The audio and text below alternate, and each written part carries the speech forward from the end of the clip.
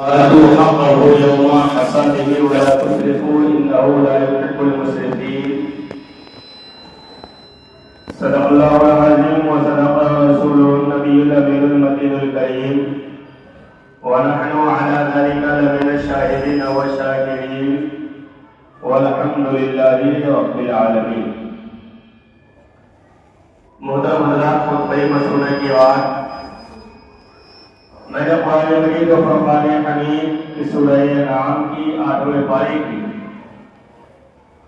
ایک مختصر سی آیت کریمہ تلاوت کی. آئیے اس میں کو سننے اور سنانے سے پہلے ہم اور آپ لے کر ایک مرتبہ آئی نامدار مدینے کے تاجدار دونوں عالم کے مالک و مختار جناب احمد مصطفیٰ محمد مصطفیٰ صلی اللہ تعالی علیہ وسلم کے مقدس بارگاہ میں انتہائی عقیدت و محبت کے ساتھ درود پاک کا نذرانہ پیش کریں. بڑے باوا سے بلند اللہم صلی علی سیدنا شفیعنا حبیبنا نبینا مولانا محمد بارک وسلم صلو علیہ صلاۃ و سلام علیک یا رسول اللہ صلی اللہ تعالی علیہ وسلم. برادر ملت اسلامیہ، اللہ تبارک و تعالی نے اپنے بندوں کو طرح طرح کی نعمتوں سے نوازا ہے اور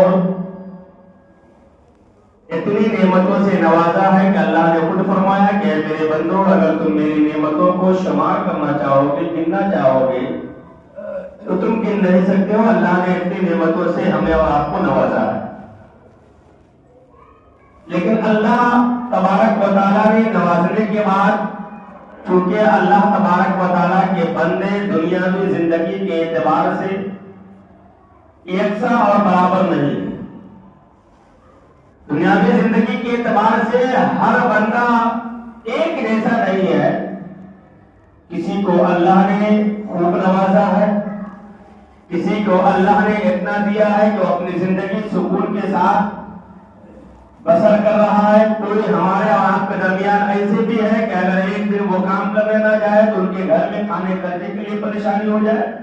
مثلا یوں کہہ لیں کہ اللہ تبارک و تعالیٰ کے جتنے بھی بندے ہیں تمام کی دنیاوی زندگی ایک جیسی نہیں ہے. کسی کی اچھی ہے، کسی کی بہت اچھی ہے، کسی کی غربت میں گزر رہی ہے، کوئی مسکین ہے، کوئی یتیم ہے. ہر اعتبار کے لوگ یہاں موجود ہیں.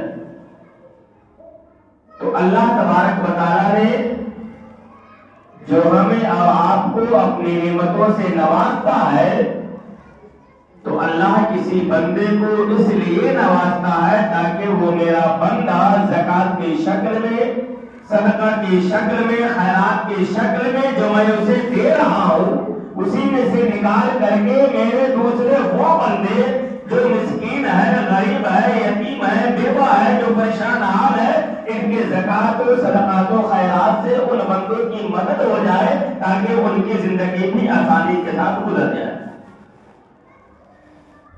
اور دینے والے کے اعمال میں، ثواب میں اللہ تبارک و تعالیٰ اتنا اضافہ کر دیتا ہے کہ قرآن پاک میں ہے، اللہ فرماتا ہے کہ جب بندے کا انتقال ہو جاتا ہے، جب بندہ قبر میں جاتا ہے تو ساری چیزوں کو وہ دیکھتا ہے نا. جیسے روح نکل جاتی ہے تو ہم سمجھتے ہیں کہ اب وہ مر گئے، لیکن ان کے ہم جو بات کرتے ہیں وہ بھی وہ سنتے ہیں، جو روتا ہے ان کی میت پہ وہ بھی وہ دیکھتے ہیں، بولتے نہیں ہمارے سامنے. تو جب وہ مرنے والا قبر میں جاتا ہے تو قرآن میں اللہ نے فرمایا کہ جب مرنے والا قبر میں جانے کے بعد دنیا میں کیے ہوئے صدقات و خیرات کی برکت کو دیکھتا ہے تو قبر میں اللہ کی بارگاہ میں وہ مرنے والا قبر میں جانے والا آرزو کرتا ہے، تمنا کرتا ہے کہ اے میرے مولا تو مجھے دنیا میں بھیج دے، اس لیے نہیں کہ میں جا کر کے نماز پڑھوں گا. اے اللہ تو مجھے دنیا میں بھیج دے، اس لیے نہیں کہ میں جا کر کے قرآن کی تلاوت کروں گا. اے اللہ تو مجھے دنیا میں بھیج دے، اس لیے نہیں کہ میں راتوں کو اٹھ کر کے تہجد کی نماز پڑھوں گا. قرآن میں ہے 26ویں پارے سورہ منافقون میں کہ اللہ فرماتا ہے کہ جب مرنے والا قبر میں جاتا ہے تو دنیا میں کیے ہوئے اپنے ہاتھ سے صدقہ و خیرات کی جب وہ برکت کو دیکھتا ہے تو رب کی بارگاہ میں خواہش کرتا ہے، وہ بندہ تمنا کرتا ہے کہ اے میرے مولا فیقول ربی لولا اخرتنی الی اجل قریب، کہ اے میرے مولا تو مجھے دنیا میں جانے کے لیے اتنی سی مہلت دے دے، اتنا کم مجھے مہلت دے دے کہ میں دنیا میں جا کر کے فاصدق، جتنی میرے پاس دنیا میں دولت میں نے چھوڑ کر کے آیا ہے، جو میں نے مکان کو چھوڑ کر کے آیا ہے دنیا میں، اے اللہ مجھے اتنی مہلت دے دے کہ میں جا کر کے دنیا میں چھوڑے ہوئی ساری دولتوں کو، سارے مکان کو، سارے گھر کو میں تیری راہ میں صدقہ کر دوں، اس کے بعد مجھے پھر موت دے دینا وَأَكُن مِّنَ الصَّالِحِينَ، تاکہ میں نیک بندہ۔ لیکن اللہ فرمائے گا موت کا ایک وقت ہے، اس کے بعد اب دوبارہ ہمیں دنیا میں آنے کے لیے مہلت نہیں ملے گی۔ اتنی برکت ہے یہ صدقہ و خیرات کی دینے والے کی، اور دینے سے فائدہ یہ ہوتا ہے کہ غریبوں، مسکینوں، یتیموں، بیواؤں کی مدد ہو جاتی ہے۔ میں نے جس آیت کریمہ کی تلاوت کی، اللہ فرماتا ہے وَآتُوا حَقَّهُ يَوْمَ حَصَادِهِ، اس کا تعلق چونکہ اوپر کی آیت سے ہے، وَهُوَ الَّذِي أَنشَأَ جَنَّاتٍ مَّعْرُوشَاتٍ غَيْرَ مَعْرُوشَاتٍ، کوئی آیت ہے کہ اللہ نے انسان کو جینے کے لیے پھل دیا، بہت سارے پھل ملتے نا موسم کے اعتبار سے، وہ انسان کھا کر کے اگر کمزور ہے تو طاقت آ جاتی ہے، کوئی بیمار ہے تو اس کی پریشانی اس پھل کھا کو دور ہو جاتی ہے۔ اور وہ کھجور، مدینے کی کھجور کے بارے میں تو حضور نے فرمایا اجوا کھجور کہ اگر کھا لے تو اسے بیماریوں سے شفا مل جاتی ہے۔ یہ دینے والا کون ہے؟ یہ اللہ کی ذات ہے، اسی کے آگے ہے وَالزَّرْعَ، کہ اللہ نے تمہارے لیے کھیتی کو بنایا، زمین کو بنائی، کیوں؟ تاکہ وَالزَّرْعَ، زراعت کا معنی ہوتا ہے کھیتی کرنا، اناج اگانا، جو ہم آپ کرتے ہیں جن کے پاس اللہ نے کھیتی دیا ہے، زمین دی ہے تو وہ اناج اگاتا ہے کھیت سے، اسی کو عربی میں زراعت کہا جاتا ہے۔ اس کے بعد آگے اللہ نے فرمایا وَآتُوا حَقَّهُ يَوْمَ حَصَادِهِ، کہ جس دن تم اپنی کھیتی سے اناج کو کاٹو، ابھی دھان کا وقت چل رہا ہے، دھان زمین سے کاٹی جا رہی ہے نا، کاٹ کر کے انسان اپنے گھر لاتا ہے، تو جس دن تم زمین کے پیداوار کو کاٹو، اناج کو نکالو، قرآن کہتا وَآتُوا حَقَّهُ، اس اناج میں سے اس کے حقداروں کو بھی نکال دو، دے دو۔ یہ واجب ہے جسے ہم اور آپ عشر کہتے ہیں، مال کے لیے زکات ہے، اناج کے لیے عشر ہے، یہ واجب ہے، چاہے کم پیداوار ہو چاہے زیادہ پیداوار ہو۔ پیسے کی طرح یہ نہیں ہے کہ اتنا پیسہ ہوگا تو ہی زکات واجب ہوگی، اناج کے لیے جتنا ہوگا اسی میں سے نکالنا ہے، جب نکلے، ایسا نہیں کہ سال بھر کھل جائے گا اناج پہ تو ہوگا نہیں، وہ مال کے لیے ہے۔ اناج کے لیے حکم یہ ہے کہ جب جب آپ کو کھیت سے اناج پیدا ہو، اس اناج میں سے غریبوں کے لیے جو زکات لینے کے حقدار ہے ان کے لیے نکالنا یہ واجب ہے، نہیں نکالیں گے تو ہم گنہگار ہوں گے۔ وَآتُوا حَقَّهُ يَوْمَ حَصَادِهِ، اور ایک بات اور جان لیں کہ عشر یہ بھی ایک زکات ہی ہے، اس کے نکالنے کی فضیلت بھی حدیث میں آیا ہے اور نہ نکالنے کا عذاب بھی قرآن میں آیا ہے کہ اگر جو نکالے گا تو اس کی فضیلت کیا ہے وہ بھی مذکور ہے، اور نہ نکالنے والے کا عذاب بھی قرآن کے سورہ قلم میں ایک نہیں بلکہ 8 آیت ہے جو اللہ تبارک و تعالیٰ نے سورہ قلم میں نازل فرمایا۔ ایک انسان تھا، قرآن میں اس کا تذکرہ ہے، میں بتا رہا ہوں اِنَّا بَلَوْنَاهُمْ كَمَا بَلَوْنَا أَصْحَابَ الْجَنَّةِ إِذْ أَقْسَمُوا لَيَصْرِمُنَّهَا مُصْبِحِينَ سے لے کر کے یہ 8 آیت وَلَعَذَابُ الْآخِرَةِ أَكْبَرُ تک یہ سورہ قلم میں یہ آیت موجود ہے۔ یہ اسی کا قصہ ہے جس نے کھیتی کی پیداوار سے غریبوں کو دینے کے لیے انکار کر دیا تھا، تو اللہ نے قرآن میں اس کے واقعے کو بیان فرمایا۔ کیا بیان فرمایا؟ ایک انسان تھا جس کا نام تھا زردان، مقام صنعاء میں اس کا ایک باغ تھا، اس کا مالک جو تھا بہت نیک تھا، پرہیزگار تھا، دیندار تھا۔ جب اس کے باغ میں پھل ہوتا تھا تو تو کیا کرتا تھا کہ اس باغ کے درخت سے جو پھل نیچے بغیر توڑے ہوئے گر جاتا تھا تو گرے ہوئے پھل کو غریبوں کو یتیموں کو مسکینوں کو بلا کر کے کہتا کہ یہ تمہارا حق ہے. جو بغیر توڑے کبھی کبھی ہوتا ہے زیادہ پکڑنے کی وجہ سے گر جاتا. اور جب باغ میں توڑنے کے لیے جاتا تو پہلے اپنے محلے کے غریبوں کو اعلان کر دیتا کہ کل میں اپنے باغ میں پھل توڑنے جاؤں گا, سارے غریبوں کو دعوت ہے, تم آ کر کے اپنا حق لے لینا. اس انسان کی عادت تھی. آنے کے بعد باغ میں چادر کو بچھاتا, چادر کے توڑنے کے وقت میں جتنا پھل چادر پہ گرتا وہ سارا کا سارا غریبوں کو دے دیتا, اور چادر کے علاوہ جو رہتا وہ اپنے بال بچوں کے لیے رکھ لیتا. اس کا وصال ہو گیا, انتقال ہو گیا. اس کے 3 بیٹے تھے. وراثت میں باپ کے مرنے کے بعد جائیداد کے مالک اس کا اولاد ہوتا ہے. وراثت میں اس کا باغ ملا. بیٹے لوگ تھے تو ان کو درد ہوا, ارے میرا باپ بہت یہ ہے, سارا کا سارا آدھا سے زیادہ پھل تو غریبوں میں کام کرتے ہیں. آج بھی ہماری سوچ ہوتی ہے نا کہ وہ تو اتنا دیتا ہے, وہ کچھ نہیں دیتا تو ہمیں کیا ضرورت ہے. اس کے دل میں لالچ پڑ گئی. رات میں تینوں بھائی بیٹھ کر کے مشورہ کیا کہ صبح صبح جلدی اٹھ کر کے چلے جائیں گے تاکہ کسی غریب کو پتا ہی نہیں چلے گا کہ ہم باغ میں سے پھل توڑنے کے لیے جا رہے ہیں. کوئی غریب آئے گا ہی نہیں, ہمارا سارا کا سارا پھل بچ جائے. صرف ارادہ کر کے سویا. کبھی کبھی گناہ کا ارادہ کرنے سے بھی اللہ عذاب کو نازل کرتا ہے. آپ گناہ کریں یا نہ کریں, ارادہ بھی اگر کر لیا آپ تو اللہ تبارک و تعالیٰ اس پہ بھی عذاب کو نازل کر دیتا. اس نے صرف ارادہ کیا رات میں, سونے سے پہلے تینوں بھائی بیٹھ کر کے صرف مشورہ کیا. ابھی اس نے گناہ کیا نہیں تھا.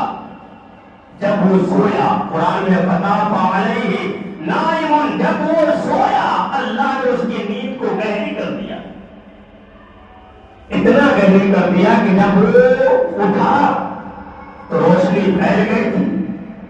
اب وہ سوچنے لگے کہ ہم لوگوں کی نیند اتنی ہو گئی کہ ہم اٹھ نہیں پائے. افسوس کیا, چلا.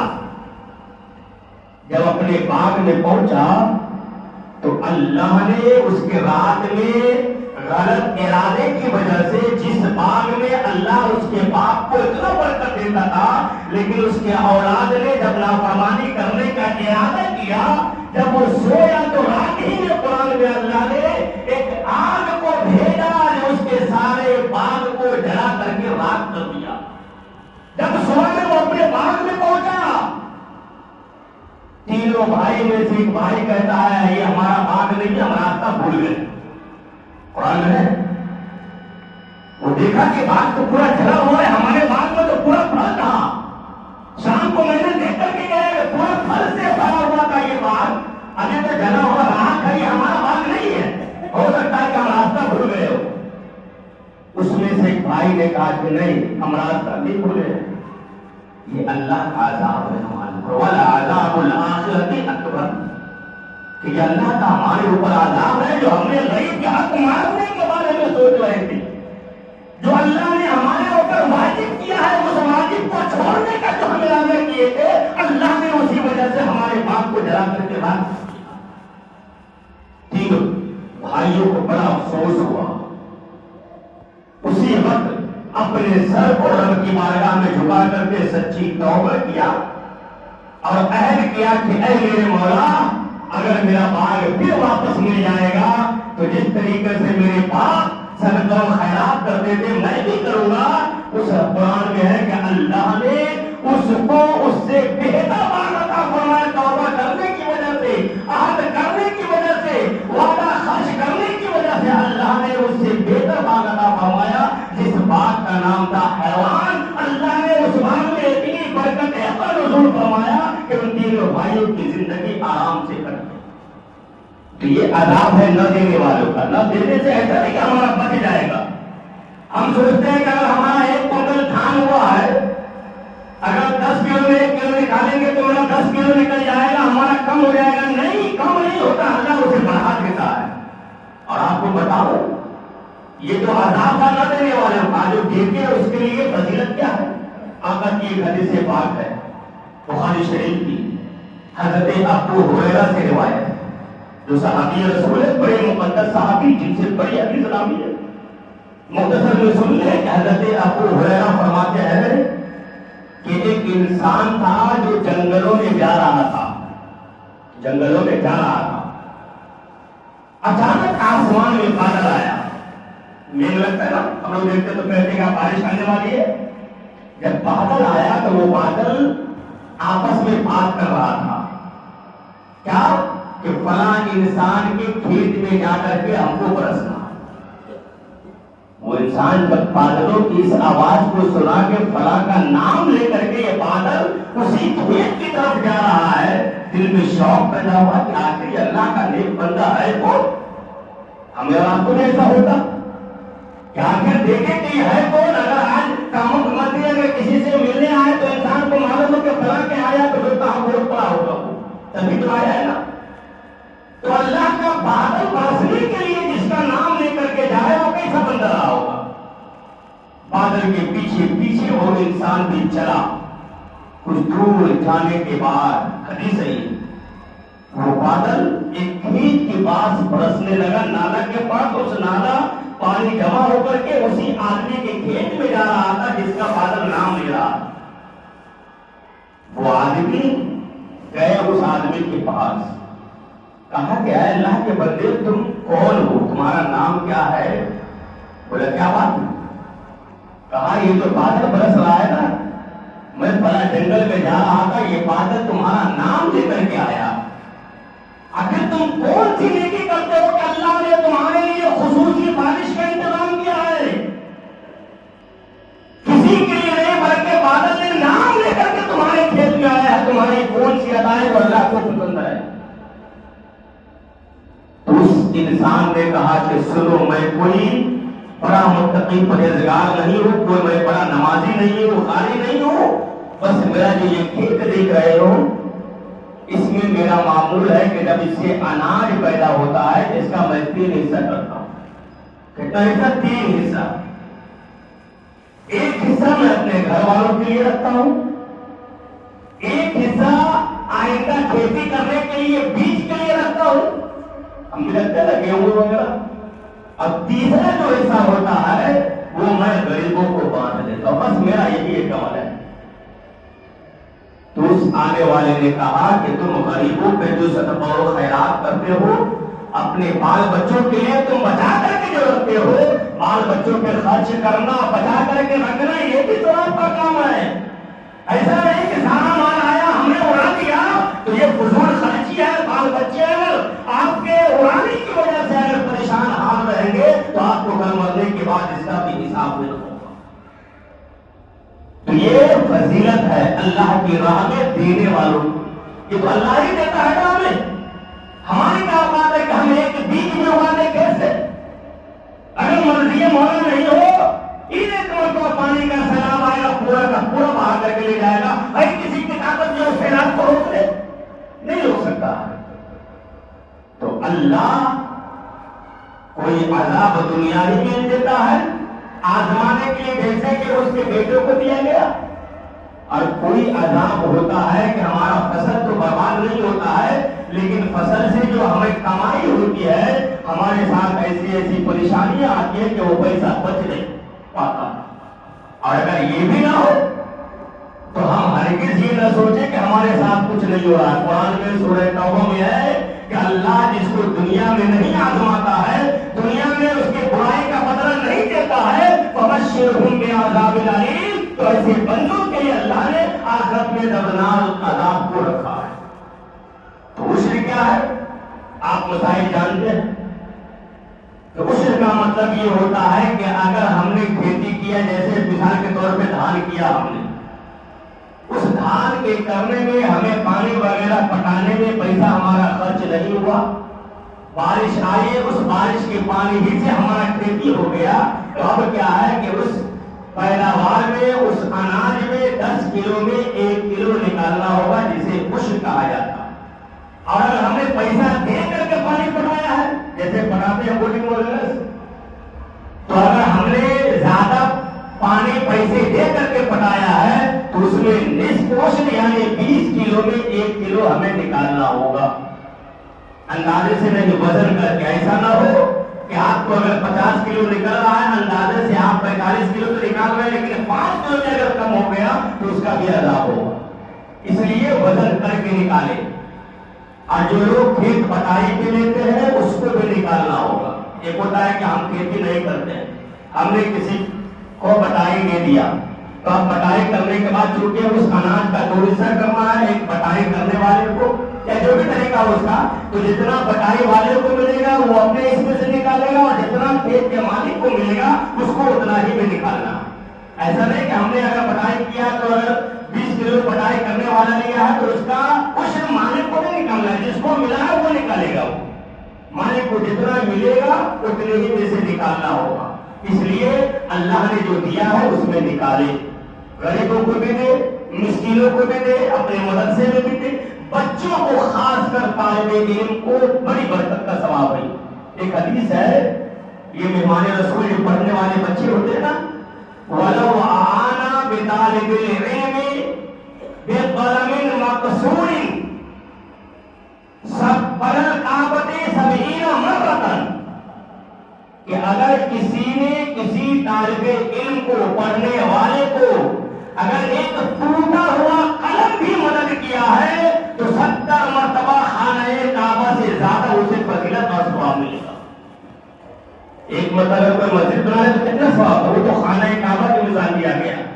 بنا کعبۃ 70 مرتبہ، کہ اگر ٹوٹے ہوئے قلم بھی اگر کسی دینی طالب علم کو قرآن پڑھنے والے پر ہم دے رہے ہیں، آقا فرماتے ہیں 70 مرتبہ کعبہ بنانے سے زیادہ ثواب.